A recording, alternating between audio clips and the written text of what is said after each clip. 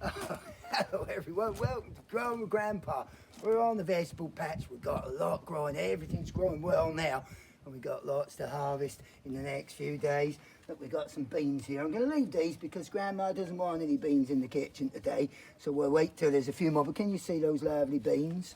And we've got here on my brassica area, that's brassicas, that's cabbages, Brussels sprouts, kale, broccoli. I've just got cabbages and broccoli. This is a small little patch, but you can grow quite a lot. They're nice and close together. Now, can you come here, look nice and close? Can you see this?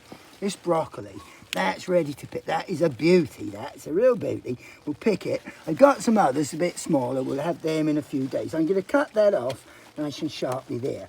But can you see? I got that one. Now this variety is a micro variety. It doesn't grow too tall, and why I like that is because it's easy to cover up with the netting to keep the butterflies off, you see. I told you earlier in the season how butterflies will lay their eggs on cabbages and broccoli, and then when the caterpillars hatch out, they will then eat your plants. And I left one broccoli plant out so that I could show you what happens. Now, can you see that? It's getting munched to bits. Can you see? And the reason for that is because the cabbages, the butterflies, have laid their eggs. And can you see? He's the culprit. He's it. Can you see this little green caterpillar right there? Follow my finger, cameraman. That caterpillar, they are what's eating all of this plant, you see. So that's why I cover them up on net. But I just left that one so you could see what happens if you don't cover them. Now this one's called kabuki. It's been developed over the years by special gardeners who they cross plants together, and this is what we call an F1 hybrid. That means it's just the first cross between two plants. Now that grows nice and low, so I can cover it. But if you come in here close, our cameraman, here by my finger, can you see? Can you see that, cameraman? Yeah, that there is another little head. Now you get this big head, and then that'll be followed for months now, even through the winter. Lots of tiny little heads, so you can cut them. It'll grow bigger than that, but it won't grow as big as this. But look, that's a lovely one, isn't it? So that's nice, and they're beautiful, nice and fresh from the garden. Now, my cabbages, they're really hearting up quite nicely, that, nice and firm. This is called Golden Acre. They're easy to grow in the summer. It's best to sow them in the spring, and they're red. But the reason I'm not going to let that one go too big, I'm going to put them, because otherwise we'll get them all at once. We've probably got about 10, 12 here, and they're all hearting up. We'll have that one really nice and young. So I'm going to take that cabbage off, or you can pull the whole thing out. But so that's a lovely cabbage, but it is very small at the moment. But as I say, I don't want them all to come at once and get wasted. So, but that'll make a lovely meal, that one. That's Golden Acre cabbage, that one. What I'm going to do, I've got some onions here, and they're ready to pick now. Onions, these ones are a Japanese onion. Look, I'm going to put these in my granddaughter Fleur's wheelbarrow, look.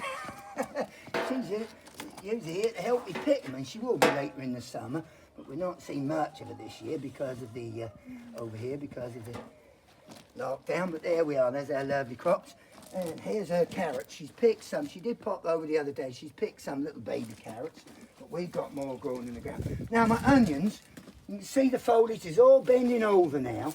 Now they're ready to pick because these onions are an overwintering variety, Japanese onion, a yellow one, and they're really good. I've grown them for many years. You can just pull them, or you can just gently lift them with a spade. But what I do then is I will leave those on the ground for a couple of days. If it's not going to rain, and the forecast isn't for rain today, although it's clouding over, I'll leave them there for a day or so just to dry out. And then when I haven't got a lot of space, so I don't have big trays, I've got a hanging basket, you know, the metal frame hanging baskets without a liner in. I just hang them in there in my shed, and they dries off really lovely, you see. But there's some nice size onions. I'll just pick a couple here at the moment, but I'll pick them all later. But they're a nice size onion, as you can see, and they've been in the ground since September. You bought the sets, you can buy them from lots of shop garden centres, or even some of the general and hardware stores. So they're lovely. We'll leave them there to dry. Now what I'm going to do in this area here, when these are all picked in, well, today I'll pick them all, in a few weeks time, a couple of weeks time, I'm going to sow some spring cabbage, I've got one called April. They grow smaller than these big summer cabbages, but I'm going to sow them, and then when they're little plants, I'll plant them in here in August, right at the very beginning of September, and they'll be ready. Then they'll start to grow in the autumn a little bit, and then they'll just go through the winter. They don't grow a lot in the winter because it's cold, but then, oh, we've got an aeroplane, but then next spring, about April, May time, I'll be able to pick those. So it's making use of the ground that's now would otherwise be empty till next spring. So we'll put those little cabbages in there, the spring cabbages, and we'll have those next spring to eat. Grow a lot of stuff in this little veg patch, but as long as you keep bolstering up the soil every winter, digging in lots of manure, etc., that's good.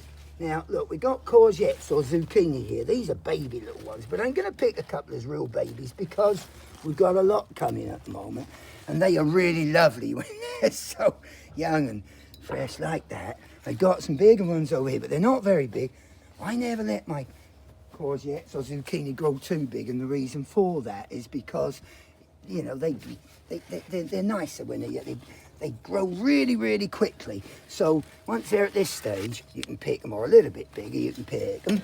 But if you let them grow too big, they become more like the marrow, and they're not as nice. In a earlier video, I showed you this. Now, this is a male flower. You can tell it's male because it hasn't got the courgette growing there. This flower was a female one, and that's got the courgette behind it. You see, look, can you see a little baby one here? That's a little baby courgette there.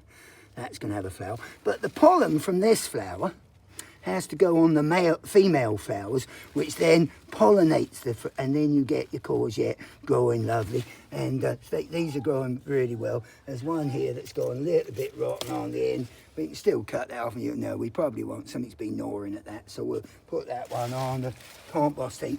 Well, thanks for coming along. We're going to have our sweet corn later in the summer.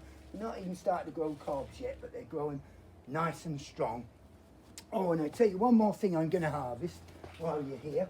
We got the, I don't know where I put my knife. Oh, it's over here. We got cucumbers. Now, we've had 5 or 6, I think 6 cucumbers off this plant. Put those in first wheelbarrow. So, look, we've got another one here. We've got 2 still ready here to pick. But these are ready. These are on the same plant. And it's growing up here. We should get some more baby ones on there, although they're not started growing yet. So I'll just cut that with my sharp knife, but always be very, very careful with knives. Get your mums or dads, adults to do that. But can you see on this plant, I sowed this a little bit later. So that's still just getting going now. We've got another cucumber there. That'll be ready in a week or 2. And then I got another one here. I'm hoping, I don't usually grow them as late as this, but I'm hoping that'll give us more cucumbers around about August, September time, you see. And there we are, our peppers are coming on. That little purple one there, we think that's a purple sweet pepper, although it looks a bit like a chilli. And can you see the tomatoes growing there?